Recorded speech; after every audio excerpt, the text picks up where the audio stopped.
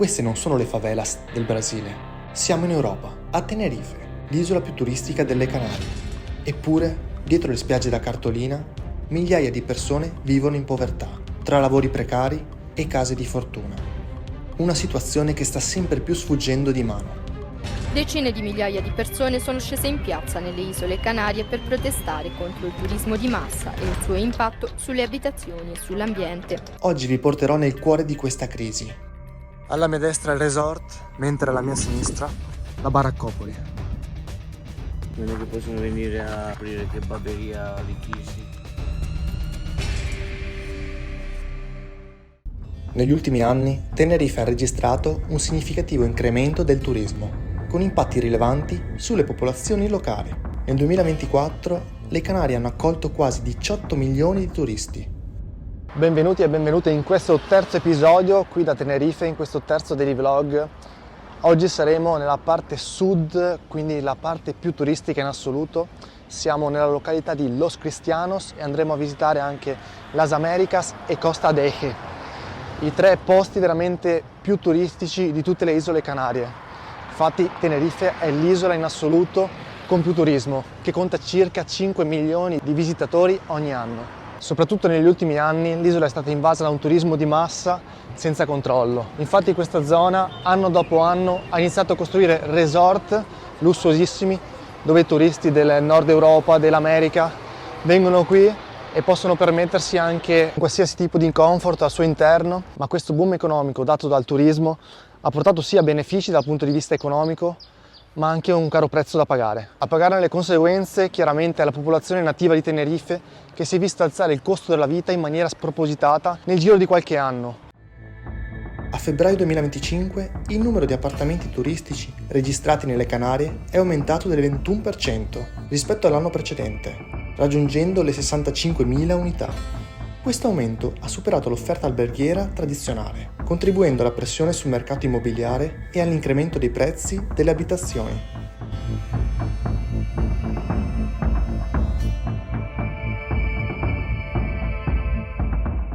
E gli abitanti di queste città si sono trovati ad avere dei prezzi degli affitti molto più alti, si parla anche del 100% in più nel giro di pochissimo tempo, con uno stipendio che è rimasto il medesimo, con una difficoltà totale nel trovare appunto un posto dove vivere. L'affitto medio ora è di 1.000 euro e per una persona che percepisce all'incirca 1.200-1.300 euro al mese diventa una cosa praticamente impossibile. Quando per lo stesso alloggio c'è un turista del nord Europa o dell'America disposto a pagare fior di quattrini per un appartamento vista mare. Oltre al problema economico c'è soprattutto il problema ambientale, dove costruendo hotel, resort in continuazione si va a intaccare soprattutto la biodiversità e tutta la fauna e la flora di quest'isola magnifica. L'afflusso massiccio di turisti ha esercitato una pressione significativa sulle risorse naturali dell'isola, causando problemi come la scarsità d'acqua e il degrado ambientale. La produzione quotidiana di rifiuti è sempre più in aumento. Nel 2022 l'isola generava circa 1.600 tonnellate di rifiuti al giorno, equivalenti a oltre 600.000 tonnellate all'anno. Questo causa la distruzione degli ecosistemi. Tutto costruito per prosciugare soldi alle persone praticamente. Quelli che ce li hanno. A quelli che ce li hanno chiaramente. Poi c'è gente che viaggia su questi mezzi ed entra ovunque. I local sono divisi perché da una parte tutto questo turismo porta ricchezza, possibilità di lavoro, nuovi posti di lavoro, però dall'altra parte molte persone si sentono sfrattate dalla loro casa. Ora siamo a Playa de las Américas e alla mia destra iniziano una serie di resort pressoché infinita.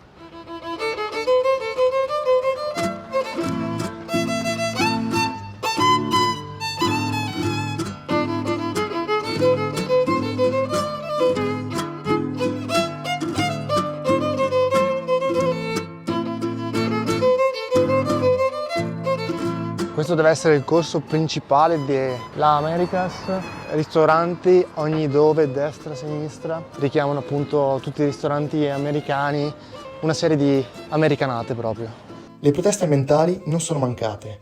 Nell'ottobre 2024 circa 10.000 persone hanno manifestato nelle principali zone turistiche delle Canarie, inclusa Tenerife, contro il turismo di massa e i suoi effetti negativi sull'ambiente e sulla qualità della vita dei residenti. Nonostante l'aumento del turismo, un terzo dei residenti delle Canarie è a rischio di povertà, con alti tassi di disoccupazione e difficoltà economiche persistenti, nonostante l'incremento del settore turistico. Stiamo per entrare in una delle baraccopoli più grandi di Tenerife, El Puertito. Già da qui si possono notare dei camper, dei furgoni, delle carovane e già le prime baracche. Qui sicuramente c'era una vecchia costruzione che probabilmente, anzi hanno raso al suolo sicuramente. In questa zona chiaramente abitano persone con problemi economici, però non solo, perché è abitata anche da lavoratori, soprattutto del turismo, che non possono permettersi un affitto, soprattutto in questa zona sud di Tenerife, e di conseguenza sono costretti anche loro a vivere nelle baracche praticamente. Baracche, furgoni, carovane, camper, ci si adatta come si può.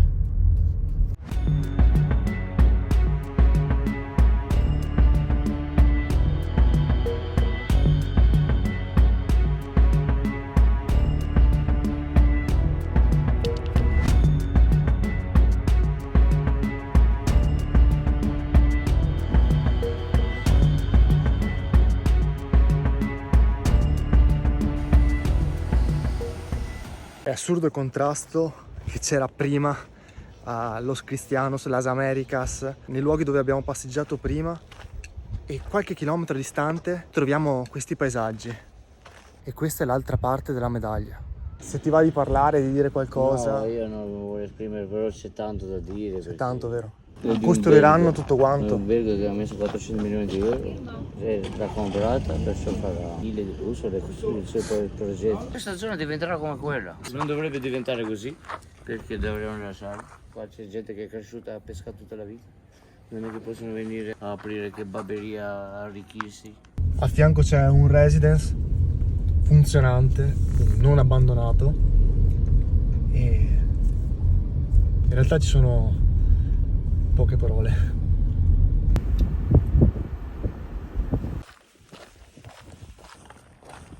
E qui c'è una sorta di scarica.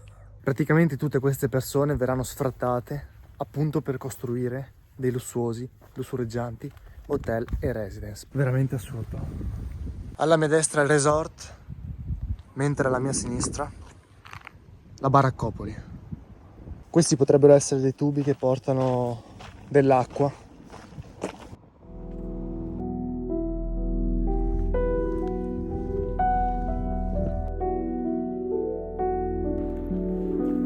Qui hanno raccolto un po' di pallet, sicuramente per fare altre costruzioni.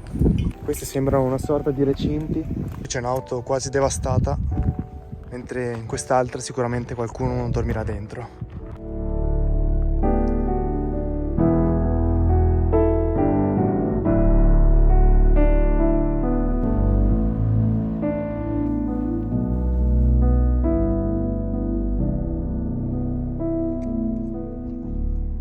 Con questo terzo episodio da Tenerife, un po' particolare, anzi molto emotivo, ho voluto fare un reportage su queste situazioni che quasi mai vengono fatte vedere. Il fatto che il turismo di massa comunque porti dei benefici economici alla popolazione del luogo, porti lavoro, ma allo stesso tempo toglie comunque tantissimo, toglie la terra ai local. Ho voluto farvi vedere anche l'altro lato della medaglia. Penso sia giusto così. Non c'è molto altro da dire, le immagini credo abbiano parlato da sé. L'unica cosa che vi voglio dire è che siate consapevoli del tipo di turismo che state facendo in un certo posto, di come affrontate i viaggi, di come affrontate le vacanze, rispettate i posti in cui andate come se fossero a casa vostra. Per questo video è tutto, ci vediamo domani con un prossimo episodio sempre da Tenerife e ciao da Jack, passo e chiudo.